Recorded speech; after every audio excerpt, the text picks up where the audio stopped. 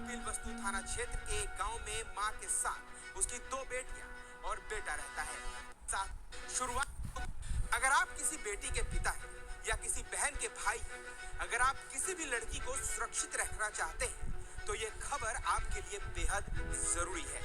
एक लड़की है जो बताती है कि जुनैद ने उसे फोन किया और कुछ समय बात किया, फिर कहा कि बात ही करोगी या मिलने भी आओगी।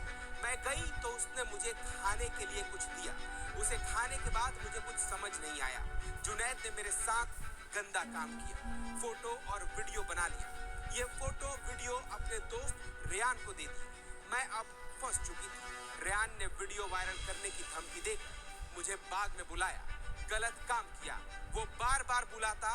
अब उसके साथ कभी 3 तो कभी 4 लोग होते, सभी मेरे साथ गलत काम करते थे। ये दर्दनाक हादसा हुआ है एक नाबालिग लड़की के साथ, जिसकी चीखें 7 महीने तक दबाई जाती रही। 7 महीने तक 10 दरिंदों की बर्बरता सहती रही वो मासूम। हर दिन डर और धमकी के साए में जीती रही। लेकिन एक दिन उसने तय कर लिया कि अब चुप रहना खुद को खत्म करना होगा।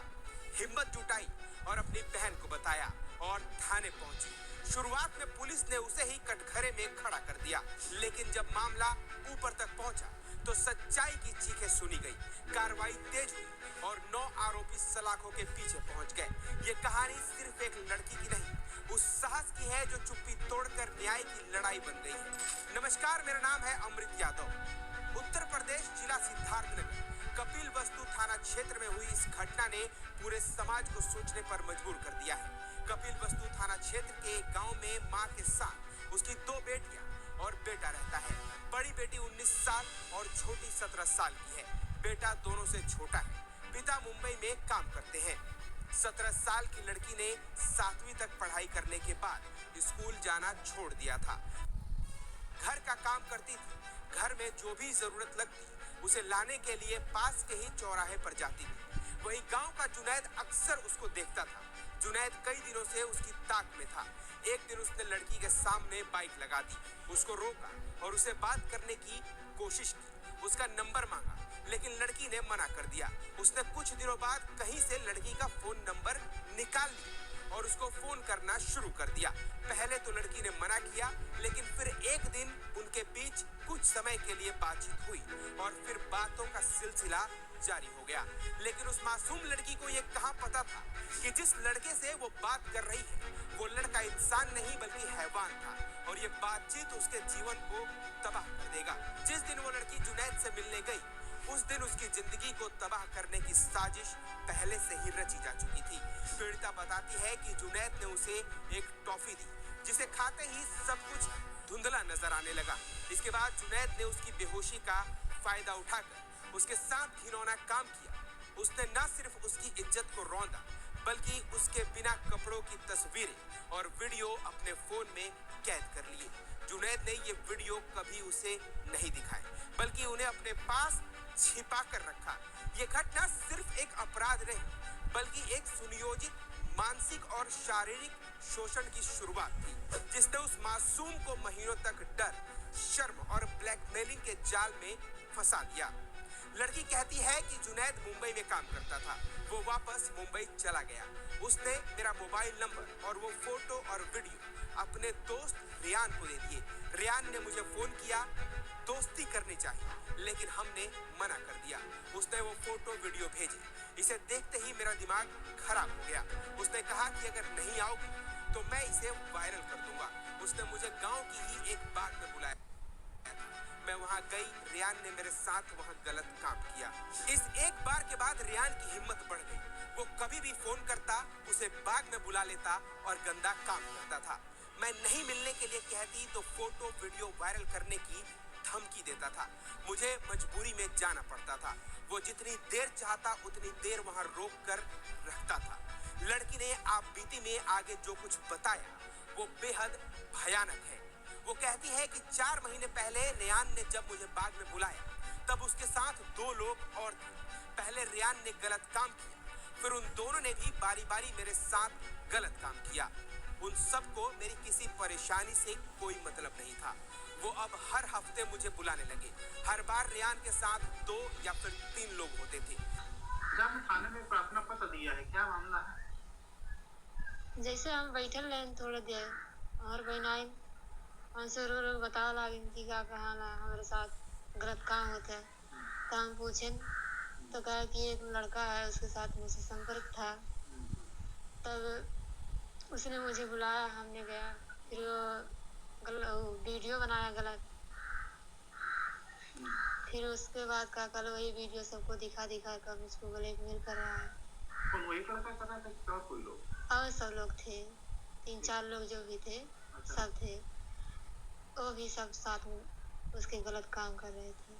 कितने महीने से सब चल रहा था? ये 6-7 महीने से चल रहा है। 6-7 महीने से वो लोग गलत काम कर रहे हैं? हाँ। अच्छा, तो कुछ बहन ने बताया कितने लोग हो सकते हैं, कितने लोग? इससे पूरे 10 लोग थे। 10 लोग ऐसे थे जो उसको ऐसे बुलाते थे? हाँ, बुलाते थे।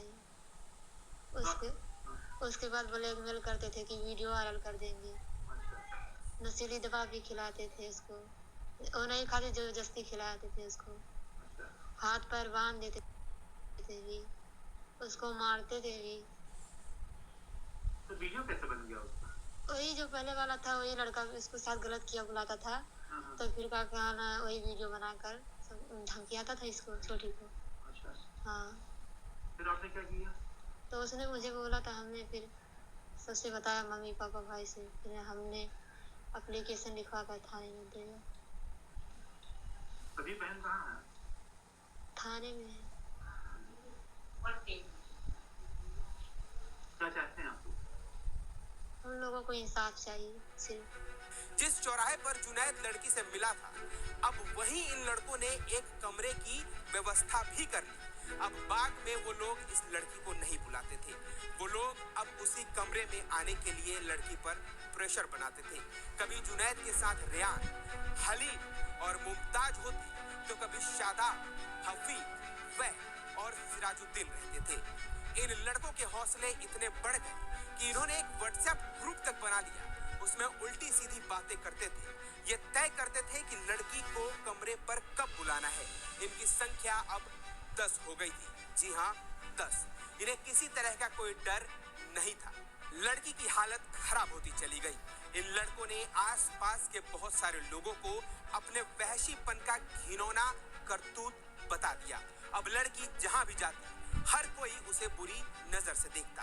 पीड़िता कहती है कि एक दिन मैंने अपनी बड़ी बहन को ये सारी बात बताई, मेरी बहन चौंक गई।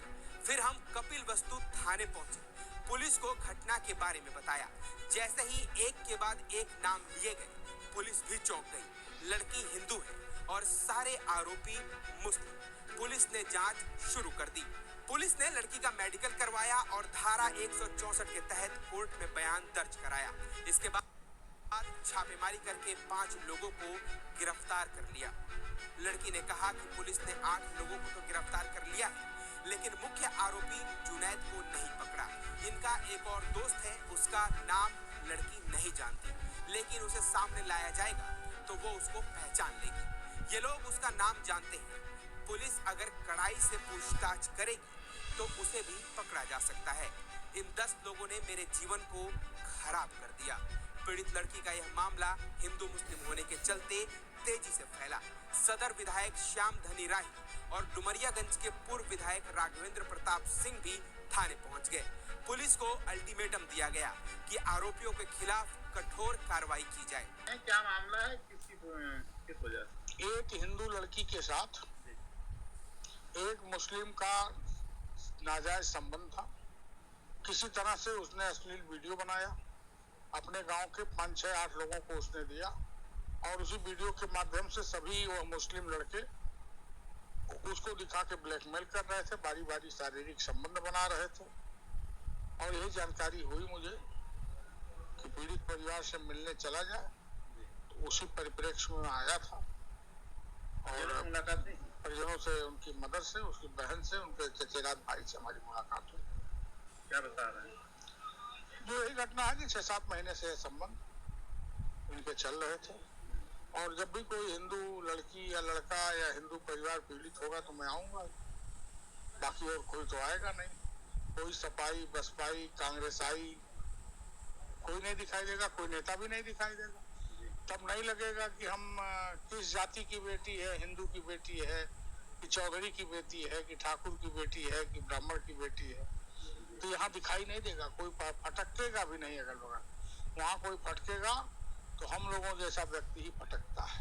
तो ये अश्लील वीडियो बना के 8 महीने से उसका शोषण किया जा रहा है। 7-8 महीने से, जैसा कि बताया इन लोगों ने, शोषण हो रहा था। किस वर्ग के लोग कौन थे, किनका नाम प्रकाश में? सारे मुसलमान थे, 8 के 8 या 9 सब मुसलमान थे। अब आप लोग इस पक्ष में क्या आगे? हम लोगों ने पुलिस प्रशासन को, एसपी से बात किया है कि यह कार्रवाई शीघ्र हो और उचित कार्रवाई हो। लड़की नाबालिग थी, पूरे घर भर के खिलाफ पास्को एक्ट की धारा लगनी चाहिए और जो भी कड़ी से कड़ी धारा लग सकती है वो सब लगाई जाएगी। अब यह मामला कपिल वस्तु थाने से निकलकर सिद्धार्थनगर एसपी अभिषेक महाजन तक पहुंच गया। मुख्य आरोपी जुनैद को भी पकड़ लिया गया। अब बस एक आरोपी की गिरफ्तारी बाकी है, जिसका नाम लड़की नहीं जानती, लेकिन सामने लाने पर वो कहती है कि वो उसको पहचान लेगी। जुनैद की गिरफ्तारी के बाद हमने पीड़िता से पूछा कि अब उसको क्या चाहिए। लड़की कहती है कि हमें न्याय चाहिए। मैं किसी भी तरह के समझौते के पक्ष में नहीं हूँ। जिन लोगों ने मेरे साथ गलत काम किया है उन दरिंदों को फांसी की सजा होनी चाहिए।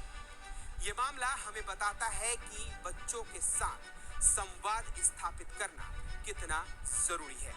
फिलहाल इस खबर में इतना ही। आप ये खबर रिपब्लिक भारत के डिजिटल प्लेटफॉर्म पर देख रहे थे।